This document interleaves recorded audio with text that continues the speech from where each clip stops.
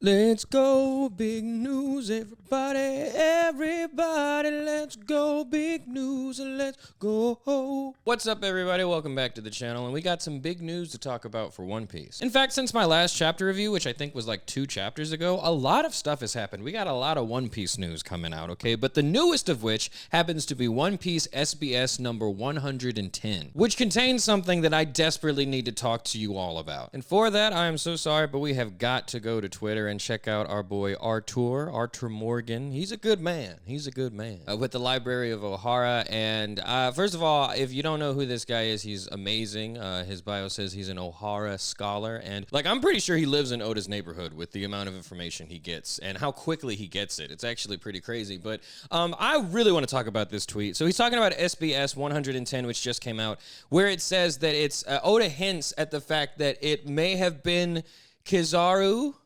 who fed Luffy, which that just makes me so happy because you know what, Adam Sandler at the end of the day, he had his priorities right all along, and I want to go on just a celebration tour, to be honest, because not only does this mean, okay, that Adam Sandler is a good person, okay, Kizaru is a good person. I still want to know why he was going along with so much of the plan to get rid of Vegapunk. Like, there's more to the story. That's the other reason why I'm excited, because does this mean that he was always going to, you know, help the Straw Hats and he came to the island specifically to, you know, help the Straw Hats even? Or is this something that he just decided spur of the moment? I don't know. It's just, it feels good to be able to check another admiral off as the verified bad person list. You know what I'm saying? Because Green Bull's sorry ass is right there. Akainu killed Ace, so I know plenty of people that'll never forgive him for that. I'm pretty sure I'm in that camp, if I'm being completely honest.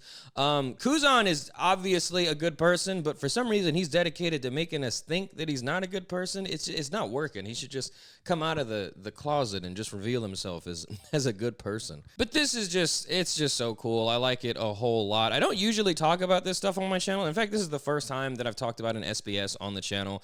Like started out a video just from the gates talking about it. But this really made me happy. Like, I'm really glad that Kizaru was the one that fed Luffy. I just feel like that it would make a lot of sense with everything that we saw, with how much he regretted everything and shit like that. So I'm happy that Adam Sandler was able to do that. I'm a little more sad though, because if he helped Luffy, he was still also the one that killed Vegapunk. And it's like, he lashed out at Akainu. Remember when he was like, have you ever had to kill your best friend?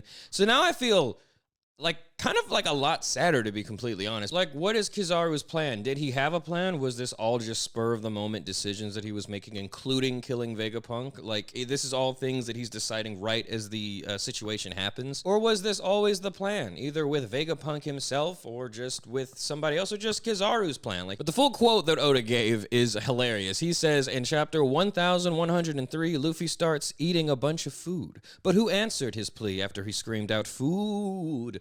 Close to him was Sanji and Frankie. Could it have been one of them? Though the likes of Kizaru and Sentomaru were also there. No one noticed it happening, meaning, for no one to have spotted it, it must have been carried out at the speed of light.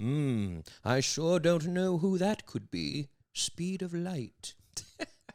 Oda is so funny. And when we get into the rest of the information in this SBS, like, he is hilarious. I can't believe that the Uber Eats at light speed, that meme, that's true. Like, that happened all along. That's actually insane. Listen, and people say Crocomom can't happen. All right, keep watching. All right, keep watching the story. All right, we're seeing the same jokes play out using me's. All right, you see this and you think, oh, Oda is above making Crocodile Luffy's mom. All right, you do you, I guess. I've always said it. Oda is crazy. He will for real do whatever he thinks is funny. And if you needed more proof of that fact, you needn't look any further than another page in this very same SBS. In this, Arthur says that Oda shares info about the Vice Admirals. Vice Admiral Red King, his right knuckle blasts forward with the power of a steam engine. What in the hell?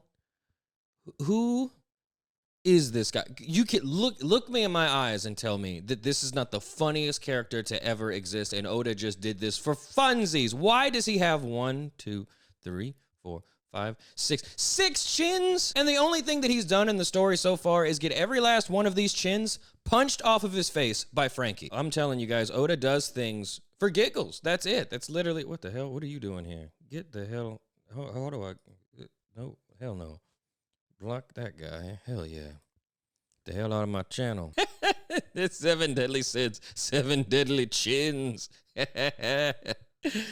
Oh my God. For real though, why does he look like that? Oh my God. Oh God. Vice Admiral Doll, will you marry me? Oh my God. So in this page, he's talking about Vice Admiral Doll, who stole all of our hearts when she appeared on Egghead and just started punching people. I was like, oh yeah, that is, oh, what I wouldn't give to be one of the pirates that she was slugging on Egghead Island. Oh boy. What's really cool is that the SBS for her says that she's a martial arts fighter and it's Soul Rock. So what the hell does that mean? Okay, so this is information that I think I could have done without. What the hell is this cursed image? What in the fuck? What the fuck is going on? It says that Oda reveals where the Gorosei get their suits from. Who the fuck is this? What is... In the East Blue's Nagagutsu Kingdom, meaning Long Boot Kingdom, there is a high-end fashion brand known as Yorno Yarmani that specializes in suits, and the Gorosei only get suits from that brand. Why did we need any of this? Oda is hilarious. This is what I'm saying. This is what I'm talking about, guys. Do you seriously think that this man... Look at this. The slogan of the Fashion King, being naked, truly is the peak of fashion. Who is this perverted cat person? Oda created this guy for funsies. You think he's above making Crocodile Luffy's mom? Stop it. Okay, so I have to, there's no way that this is real. It says in this page of the SBS, Oda explains the reason why Luffy's clothes expand when he turns giant in Gear 5th. Look, pay attention. If he turned gigantic and his clothes got ripped, wouldn't his cock pop out? Oda, did you say that? Is this just an Archer joke? So that's about everything in One Piece SBS 110 that I wanted to talk about that I thought was really funny. Once again, thank you to Artur for supplying us with that very funny information. But going on, I wanted to talk about a couple other things happening in the One Piece community. Like, we got some big news going on right now. For one thing, the manga was on. I think it's just a 2-week break. But the anime is on like a 4-month break, something like that. It's a long time, which I think is wholly necessary, for God's sake. I mean, we left Wano and immediately went to Egghead. I wanted to do some filler episodes. I wanted us to get back into like the Ice Hunters arc where we're just goofing around, ice skating and stealing people's flags. That's fun to me. I don't think I've seen a One Piece filler that I didn't like. I know a lot of people don't like filler because filler has a bad reputation, you know, from Naruto. Filler has a bad reputation from anime that isn't One Piece. Yeah, I wanted filler, but we're not doing that. Instead, we're just we're taking a break from the anime, and they're redoing Fishman Island. I've seen a bunch of people make videos explaining how they might be shifting to like a seasonal format for the anime, which I think that would be awesome. That just sounds so necessary, to be completely honest. So that's cool. The other news that happened, we got One Piece fan letter. That was really awesome. I reacted to that, and YouTube took it down immediately. Very funny. I mean, what can you do, though? You know, it's still on my Twitch, I'm pretty sure. So if you want to head there and watch that, it's like a long stream where we talk about a bunch of stuff, but that reaction is still in there. The only other news that I wanted to talk about was the hilariousness that is where we are in the manga chapter. Since it's been a while since I released a chapter review, I just wanted to get us caught up and talk about the hilarious things that are happening right now on Elbaf. For starters, I just want to say how funny it is that everybody had these theories about the Straw Hats that were on Elbaf hallucinating because there were so many inconsistencies with the clothing they were wearing, the weapons that they had, and Luffy talking about Gear 4 when he wasn't in Gear 4. There were a lot of things that happened that made us think like, oh, the Straw Hats drank absinthe. This is just a hallucination. And it is just so funny that immediately after that, in the chapter immediately after everybody made those theories, Oda was like, no, they're on Elbaf. Those mistakes never happened.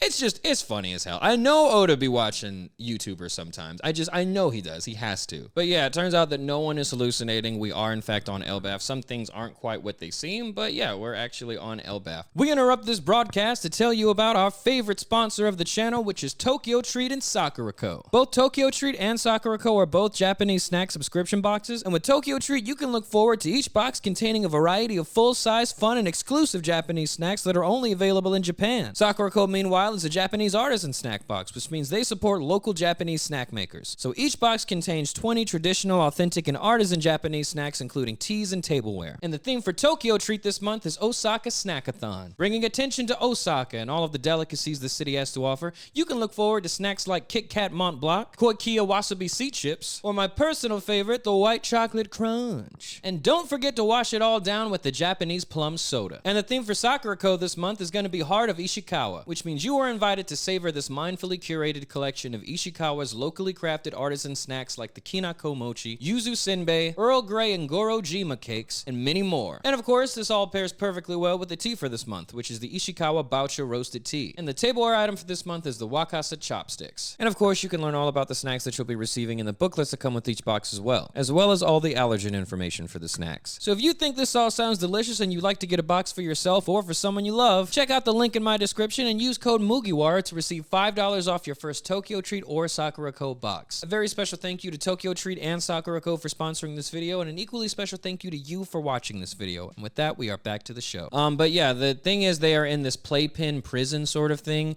constructed by this guy who calls himself the Sun God. This guy initially does look kind of intimidating, but when we find out who he is, he's just, like, he's so inconsequential. Like, it truly does not matter. He is one of the pirates of Hardugar, I can't pronounce his name, Harudigard. The big-ass giant that was in Dressrosa that Luffy beat with one punch. He later ended up joining the Straw Hat Grand Fleet. So this guy's just a part of his crew. So I don't care who he is. I don't even care what his name is, all right? And to be frank, I think even Nami could take him in a fight. And I also don't like him because there's a panel where he is holding the unconscious Straw Hats and he's looking at Nami and he makes like a perverted face. And the implication is that he dressed all of them. I was hoping that it was magic. Like, that was the reason that they were all in different clothing. But it looks like this guy, this creepy asshole, he's the one who dressed all of them, including Nami. So gotta be honest, I hate him. I hate him already. I'm not gonna lie. But they all eventually make it out of the playpen prison that they were all in because, you know, he's sorry. And they immediately start walking on this gigantic bridge that's right outside of where they were being held. And that's when they discover that they are, in fact, in Elbaf. They know this because Luffy immediately jumps off of the bridge. He goes in the direction of a bad feeling that he was having. He said he had goosebumps. And so he follows that feeling until he meets Loki, who is a giant chained to this even more giant tree. Right off the bat, the aura that this guy is giving off is pretty crazy, okay? It's actually really impressive. I gotta say, with the smiling and the tongue hanging out, he's giving off some crazy Doflamingo vibes, but Luffy's still friendly to him, okay? So that's kind of interesting. Luffy's usually a really good judge of character. Is this guy really a villain? Who knows? But the first thing he tells Luffy is, hey, state your name. Who are you? And of course, Luffy gives Loki his full name, address, and social security number. Tells him that he's gonna be king of the pirates. And Loki gives an introduction of himself in much the same way. He says, I am the Sun God, the one who will bring about the end of the world, and this is the mighty kingdom of Elbaf. They say it's the birthplace of war. Considering how we find him, how he's chained to the tree, I consider this to be a pretty grand entrance. I mean, the aura, like I said, is pretty crazy. And that's actually where the chapter ends with this panel. But I want to talk about my favorite part of this chapter, which happened a little bit earlier in the chapter. So that's going to be all of the adults. Robin, Jinbei, Brooke, Frankie. They're all chilling on the ship, wondering where everybody else went, but they're not losing it. They decide they're just going to keep heading towards Elbaf because that's probably where they went. And it's like, it's crazy because, like, they're not wrong. Like, that's exactly what happened, but it's just like, it's so funny how nonchalantly they all come to that conclusion. Like, I mean, I don't know where they are, but, you know, we let Jinbei send a bunch of sharks, and they're not at the bottom of the ocean at the very least. Jinbei had his sharks checked, so. But the adults are all talking on the ship, discussing how they're going to make it to Elbaf, and that's when we discover that Dory and Broggy have new bounties. They each have a bounty of 1.8 billion berries apiece. That's a lot of berries, and I can't wait to see how the Straw Hats bounties have changed after the events of Egghead Island, because it's insane, especially since Luffy is being framed as the one who killed Vegapunk. So his bounty's going to have to go crazy. I know it is. Finally, we can get him out of the 3 billion berry club with the 2 people that just lost their 1v1s with emperors. Okay, finally, we can get Luffy a little bit higher than Kid and Law. Okay, Law, love you. Don't know why you thought you'd win against Blackbeard. I respect it, to be honest. Don't respect what you did, though, Kid. I mean, the man already took your arm. I don't know what you were trying. Were you trying to get it back? Didn't make sense. Didn't make sense at all. I just did a video on the channel too where Seb was trying to give credit to Kid. Like, yeah, he stood on business, and I was like, I mean, I guess, you know. To me, it's much more reasonable to praise Law for standing on business with Blackbeard, the most notorious I do not stand on business pirate out there. Law could have maybe even punked him. To be honest, that would be my strategy if I was Law. I would look for a way to punk Blackbeard, make him feel like it's too much trouble, and then he'll just run away. By far, the stakes were way higher with Kid, and by far, it was way more dangerous, especially since they already took your arm, Kid. I just feel like if somebody takes my arm, I'm not going to try to get it back. I don't know. I'm gonna be honest. Seb was talking about, oh, that's a double standard for Luffy. It's like, yeah, that's a double standard for Luffy. Luffy's not sorry. Okay, of course I'm going to talk about him differently than Kid. But we don't get new bounties for the Straw Hats, not yet. What we do get, however, when Robin is reading the news coup, we see that Gear 5 Luffy has an X on his arm. And no one on the ship right now would know what that means, but we, the audience, knows what that means. Okay, so ladies and gentlemen, say it loud, say it proud. Our girl Vivi is coming home, and soon, okay? Some people I saw say that this is just Vivi letting them know that she's all right. I don't think so. I think she is specifically asking for help, because who did she get to help her when Alabasta was in trouble? Alabasta is what Vivi cares about the most, like more than anything in the entire world. And the Straw Hats were the people that helped her get through that. And now she is in uncertain times all over again, and with everything that happened with her father, who knows how much turmoil the nation of Alabasta is in right now. She might specifically need their help to fix something in Alabasta. I think she is very specifically asking for their help and saying, hey, if you know, I'm with the big bird, okay? He's in charge of all these news coups, so you know, hopefully you know that, so you can come find me. I got a mission for you. I know in my heart of hearts that Vivi is coming home, okay? Our girl is coming home. I just hope that it's soon, okay? Because I can't stand waiting, okay? I truly can't. I'm with all the Straw Hats that want to see her. And they're going to cry when they see her. I think Luffy's going to cry happy tears, maybe like a tear or two. He's going to be smiling all the way through it. Nami might cry ugly tears, like when Sora found Riku in Kingdom Hearts 2. Like, I feel like Nami might just be in the fetal position holding Vivi's hand like, we looked for you. We looked everywhere for you. I really think that's probably how that's going to go. Chopper's definitely going to cry for sure. And it's just everybody that's on Elbaf already, I know they're going to be happy to see that in the news coup, and I know they're going to be happy and eager to reunite with Vivi. And Zoro can just eat it. Zoro's going to be like, well, we don't know. She's asking for help. Shut up. Shut up. We are going to bring our girl home. Shut up and get over it. And I, for one, could not be more excited. This is by far the thing I wanted to talk about the most from this chapter. Everything else is cool, to be honest, sure. When I saw that X, oh my God, I lost it. I lost it, man. I was so happy, especially since it's hard to not get spoiled now. Like, that's just the culture that we live in. You get on Twitter and somebody's got to be the first to post something. So I already knew that, like, Loki entered this chapter, but I had no idea that our girl Vivi did too, and I'm so very glad. So I don't know. I'm just happy. If I could leave you with anything, I'm happy. My agenda is only the agenda of friendship, and I cannot wait to see our friend again, okay? Vivi and Karu. That duck is hilarious, all right? I can't wait to see that guy. Maybe we can even get some of those kung fu fighting turtle seals that Luffy met in Alabasta. Well, let's get them to join the crew, okay? We have been away from all of them for far too long. Oh, my God. But yeah, I'm looking forward to it. I don't know how much longer we have until a new chapter, but I am eagerly waiting. Let me know what you guys thought of this chapter and about the SBS. Let me know what some key takeaways that I didn't bring up from everything that Archer put on his Twitter and anything else that might be out there regarding to the SBS. Let me know what you think about it, as well as let me know what you think about this chapter and how awesome it was, because it was so very awesome. Let me know what you can't wait to get into, like the bounties. I think that's like the most anticipated thing at this point. If we got new bounties for Dory and Bragi, yeah, we're due for new bounties for the Straw Hat, so I can't wait to see that. But yeah, y'all know where I stand. The only thing I can't wait for is our girl Vivi to come home. But that's about it for this video, guys. Thank you so much for watching. Thank you for being interested, and I cannot wait to see you in the next one.